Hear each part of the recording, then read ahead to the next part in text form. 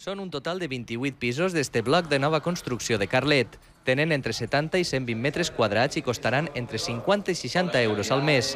Els requisits per optar a una d'estes vivendes és ser de Carlet i haver patit un desnonament. Les quantitats simbòliques que paguen les famílies desnonades es destinaran no només al manteniment de l'edifici, sinó també amb fins solidaris, amb projectes socials per a la localitat. Totes les empreses que estem mal podien fer alguna cosa per als altres perquè tenim un edifici que jo crec que està prou bé i podien vindre gent necessitar a ocupar-lo. Els pisos costaven entre 100 i 140.000 euros. Davant la impossibilitat de vendre'ls, la promotora els cedirà a famílies que s'han quedat al carrer. El termini per optar a un d'estos pisos s'obrirà dilluns al Departament de Benestar Social de l'Ajuntament de Carlet.